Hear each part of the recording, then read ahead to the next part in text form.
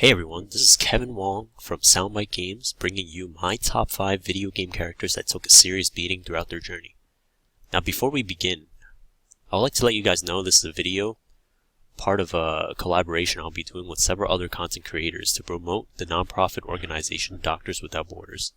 Now if you don't know what Doctors Without Borders is or what they do, they basically use the money they raise through fundraisers and donations to send doctors, nurses, and other medical professions to war-torn regions and developing countries to treat disease and injuries. Private donations make up about 90% of the funding, so donating will definitely help. And these medical professionals volunteer their own time, their own free time to help the less fortunate around the world. It's pretty cool and noble stuff. And this video will be dedicated to promote their cause. If you're interested in donating or simply learning more about them, the link to their website will be in the description down below. Now without further ado, let's get started. For our number 5 list, as you can see here, I already have it pulled up, is Deadpool from Deadpool the video game. Now you're probably wondering why I have Deadpool at number 5 when he's been killed countless times in the comics and in his own game. The reason why I put Deadpool at number 5, despite him being well known for getting blown up into pieces and cut up into pieces, is that he has the ability to regenerate. How my list works is that I take into account the severity of the injuries and how it may affect and prevent the main character from completing the journey. And it makes sense for Deadpool to be at number 5 because at no point in the game do you truly believe he will die, because he'll always regenerate. He got his arm cut off, it will come back. He got his head cut off, he'll come back. Deadpool does sustain a lot of gnarly and gruesome injuries, as you can see in this video. He gets half his body cut off, and he has to reattach it to himself somehow. He gets impaled by a pole. At one point in this video, you'll see he gets his body ripped apart by Sinister. He definitely sustained his share amount of injuries, but in a few minutes afterwards, he always regenerates, and everyone forgets that he got shot like 100,000 times. There's even a scene where, if I can pull it up right now, where Deadpool shoots himself when Cable lectures him, because he gets so bored. Deadpool as a character's own video game has definitely sustained more than a few hundred gunshot wounds, and I believe getting blown up to pieces and not being able to move counts as hindering his progress to achieve his goals. But he's at number 5 because he's able to regenerate and shrug it off like nothing happened. For my number 4, I have Dark Souls 1, the Chosen Undead from Dark Souls 1. There's nothing like starting a Souls game and having From basically telling you that you're already dead. In this intro cutscene, you'll see it's in the very first scene that's not the cinematic intro when you play the game, is when you see your own character in an undead asylum. You're already dead, and you're trapped in there, and basically you're being told that you have to go on a pilgrimage for whatever reason. If the gloomy undead asylum the chosen undead wakes up in doesn't tell you how much crap he or she's been through, then the slew of hideous, grotesque monsters you have to fight just to get to the final boss will add insult to injury. The chosen undead has been inflicted with everything in the book. He's been scorched by a dragon, kicked off a cliff by a bald-headed wanker. I'm talking to you, Patches. Marched through a poisonous swamp while having creatures throw rocks at you. The only thing that can make his journey worse is that he realizes that he has been completing someone else's errands this whole time. And spoiler alert, depending on who you ask, the chosen undead either becomes firewood or gets to live in a world devoid of light. Yes, all that hard work, and that's his or her reward. For number 3, I have Kratos from God of War series. From a psychopathic killer who accidentally murdered his own wife and daughter, and had their ashes cursed onto his skin by a village oracle, to a psychopathic killer who then goes on to murder every single god in existence. One can say Kratos has gone through a lot of shit. This guy has literally killed his way into godhood. No matter how many times he dies, he manages to come back simply by killing his way back to life.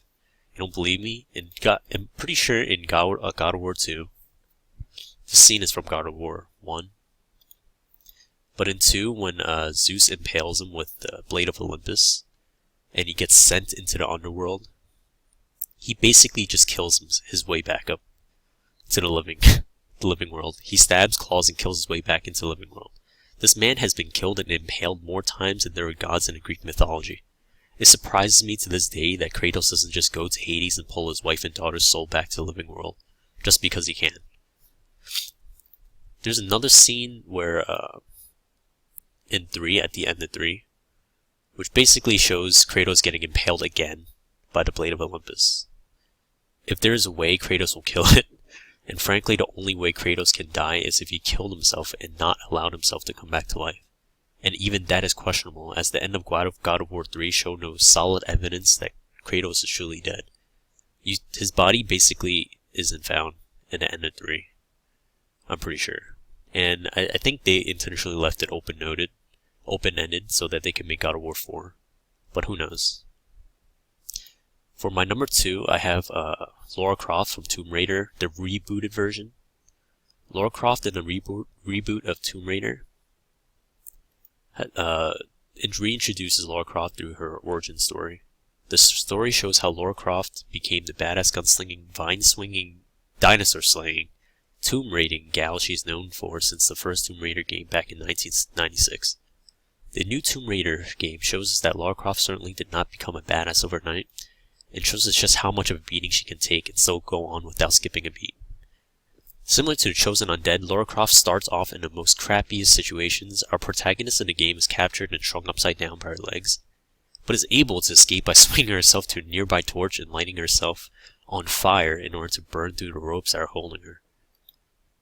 She not only endures the rough 20-foot fall, but as you can see just previously, she also lands on a thin metal bar that impales her abdomen.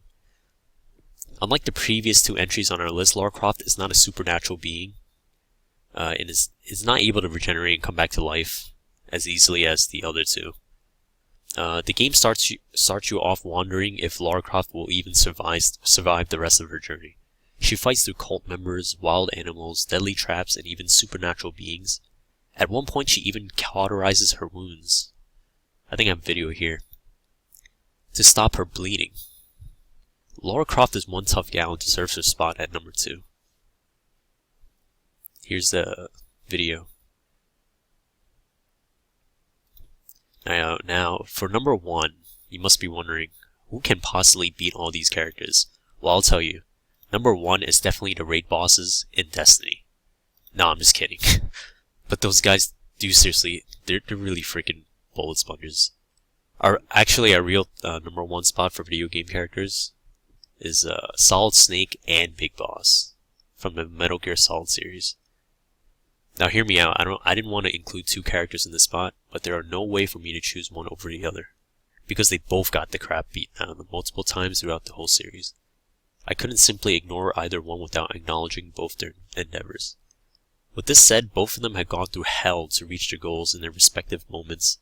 Big Boss got his arm broken by his mentor, thrown off a bridge into a river, survives a nuke right afterwards, gets beaten to a pulp by a roided out lunatic that can channel electricity throughout his body, gets his eye shot out by Ocelot, thrown into another river, almost dies, and had to fight death, before waking up underwater, and continues to shoot down a bipedal tank armed with nukes while riding a motorcycle. Not to mention this whole time during his operation, he has been eating snakes and whatever he could find crawling around the jungle to survive. This man has simply done it all, and more. And Solid Snake, on the other hand, has had his equal share of pain. He has been injected by a gene-targeting virus that causes heart attacks, had a heart attack because of it later on in the series, been tortured by a sadistic mustache man that fancies himself as a feline, shot at by another bipedal tank armed with nukes and a railgun, fought a Hind helicopter on a roof, a cyborg ninja, 4 invisible dudes in an elevator, and fist-fought an old dude to the death. It even crawled through a hallway while being bombarded by microwaves. It's a wonder how they both survived the journey and still managed to save the day, when they are considered to be nothing more than a normal human being, with no superhuman abilities besides the ability to kick ass. And that's why I believe they both equally deserve the spot at number 1. And thank you all for watching this video. It would help a lot if you like and share the video so that you can promote Doctors Without Borders. Like I said before, if you want to donate, I will have the link to the website in the description down below. And stay tuned to see what my partners that I will be collabing with are releasing. Their information will also be in the description down below. And I'll see you all next time.